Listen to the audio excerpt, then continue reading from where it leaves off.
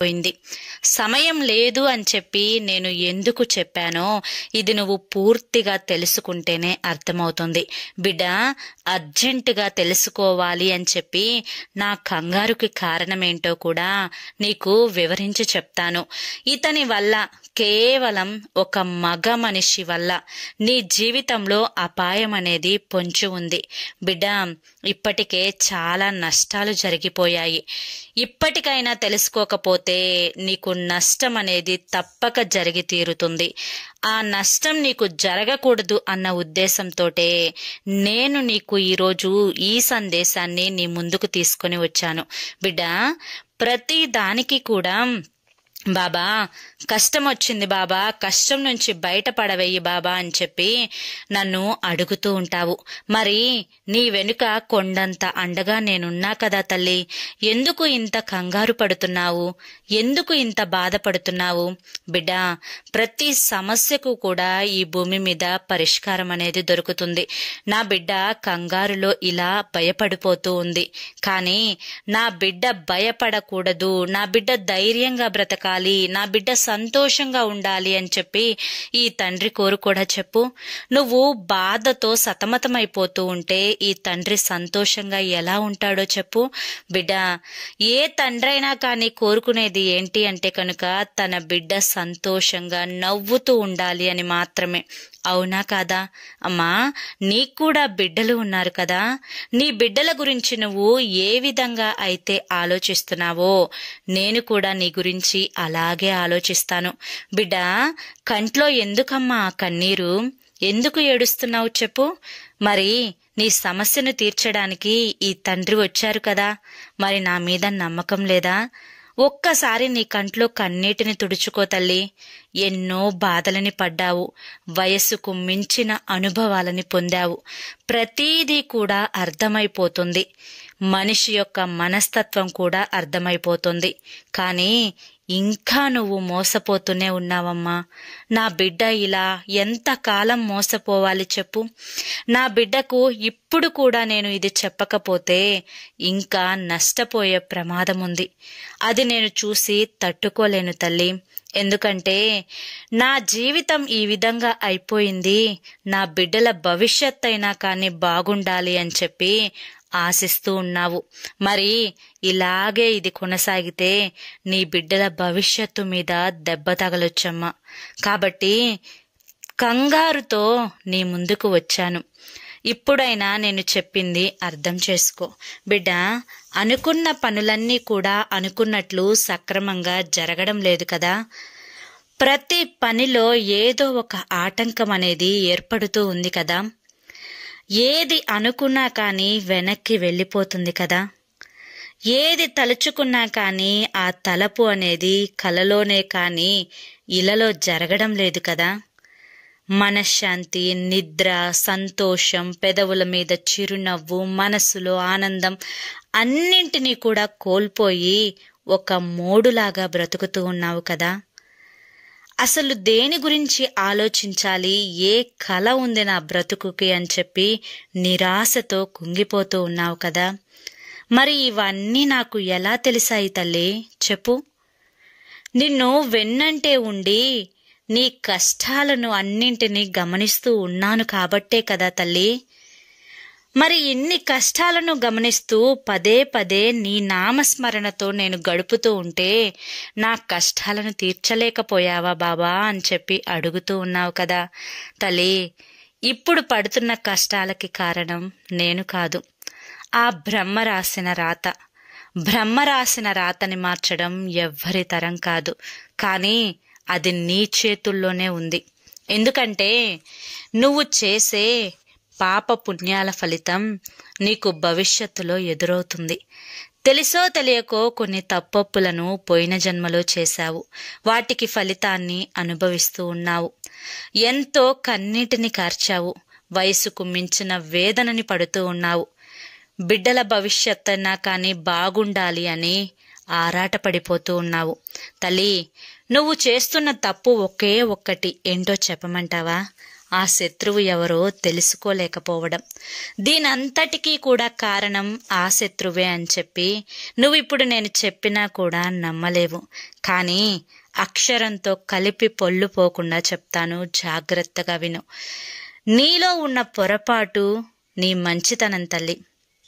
అదేంటి బాబా, మంచితనం కూడా ఒక శాపమా అంటే ఇప్పటి రోజుల్లో అది శాపమే తల్లి. ఎందుకంటే అందరూ నీలా ఉండరు కదా. నువ్వేమనుకుంటావో నాకు తెలుసమ్మా. అందరూ మంచిగా ఉండాలి, అందరూ బాగుండాలి, అందరిలో నేనుండాలి అని చెప్పి అనుకుంటూ ఉంటావు. ఎవరికి ఏ కాస్త కష్టం వచ్చినా కూడా కళ్ళల్లో నీళ్ళొచ్చేస్తూ ఉంటాయి. చాలా సున్నితమైన మనస్తత్వం అమ్మ నీది, పసిబిడ్డ లాంటి మనస్తత్వం. అందుకే నా భక్తురాలిగా నువ్వు నియమింపబడ్డావు బిడ్డా. కానీ నీకు తెలియని విషయం ఏంటి అంటే అందరూ నీలా ఆలోచించరు కదా. అందరికీ నీలా మంచి మనసు ఉండదు కదా. ఇప్పటి రోజుల్లో మనుషుల మనస్తత్వాలు ఏ విధంగా ఉన్నాయి అంటే అవసరం ఉన్నప్పుడు అన్ని అవసరాలను చాలా తెలివిగా మంచిగా నటిస్తూ మొత్తం కూడా అవసరాలు తీర్చుకుంటూ ఉంటారు. అదే మనిషితో అవసరం తీరిపోయిన తర్వాత నీ వల్ల ఏదీ కాదులే అని చెప్పి మాట్లాడుతూ ఉంటారు. అదే మనిషికి గౌరవాన్ని ఇవ్వడం చూస్తున్నాము, అదే మనిషిని అవమానించడం కూడా చూస్తూ ఉన్నాము. కానీ ఇక్కడ మారింది మనిషి మనస్తత్వం తల్లి. కనుక ఆ మనిషి మనస్తత్వానికి తగ్గట్లుగా నీ యొక్క నడవడిక కూడా ఉండాలి. ఎప్పుడైనా కానీ ఒక విషయాన్ని గుర్తుంచుకో తల్లి, ముళ్ళుని ముళ్ళుతోనే తీయాలి. ఎక్కడ పోగొట్టుకుంటావో అక్కడే వెతుక్కోవాలి. మనిషికి ఖచ్చితంగా పట్టుదల అవసరం. నీతోనే ఉంటూ నీ వెన్నంటే ఉంటూ నీకు మంచి చెప్తున్నట్లు నటిస్తూ నీకు మంచి జరగాలి అని చెప్పి కోరుకున్నట్లుగా చాలా చక్కగా నటిస్తూ నీ వెన్నంటే ఉన్న పా అనే అక్షరం ఉన్న వ్యక్తి నీ జీవితంలో ఉన్నారు. అది కూడా తెలుగులో పా, ఇంగ్లీష్లో పి. ఈ యొక్క లెటర్ ఉన్న అక్షరం ఉన్న మగ మనిషి నీ జీవితంలో ఉన్నారు.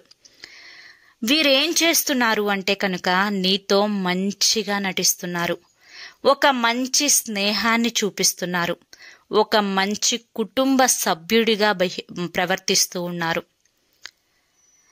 ఈ ప్రవర్తనంతా చూసి గుడ్డిగా నమ్ముతూ ఉన్నావు. అతని అవసరాలన్నీ కూడా తీరుస్తున్నావు. అతనితో నీ యొక్క బలం చెప్తున్నావు, నీ యొక్క బలహీనతను కూడా చెప్తున్నావు.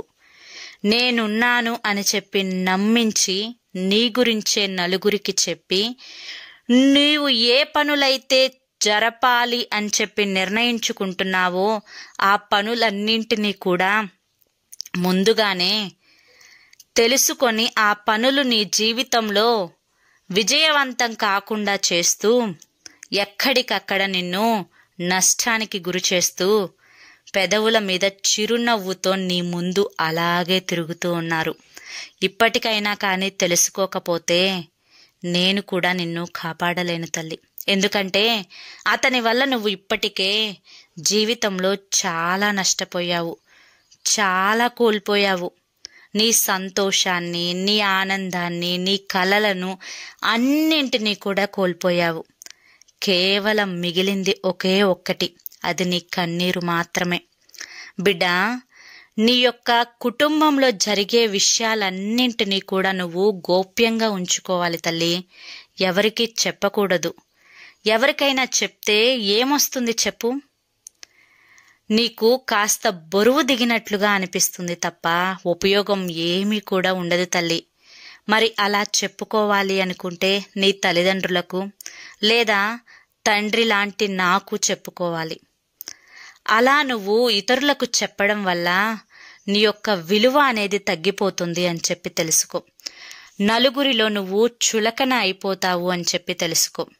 నలుగురు నిన్ను తక్కువగా చేసి మాట్లాడతారు అని చెప్పి తెలుసుకో. ఎందుకంటే అందరూ నీలా మంచివారు కాదు తల్లి.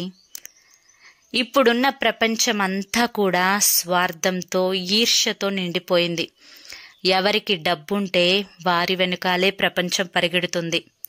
ఎవరికి సొమ్ముంటే వారి వైపే ప్రపంచం మాట్లాడుతుంది. నీలా బాధపడే వాళ్ళ పక్కన ప్రపంచం నిలబడదు తల్లి. కనీసం నువ్వున్నావు అని కూడా గుర్తుంచుకోదు. కానీ నువ్వు మాత్రం అటువంటి ప్రపంచంతోటే సహవాసం చేస్తున్నావు.